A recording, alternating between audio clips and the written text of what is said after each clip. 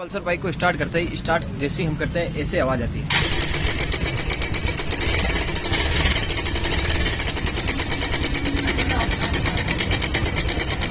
ये जो आवाज आ रही है आपके, ये जो टाइमिंग एडजस्टर है, टाइमिंग एडजस्टर के अंदर कोई तकलीफ है, इसी वजह से इसकी आवाज आ रही है। तो इसको खोलते हैं और इसको चेक करते हैं।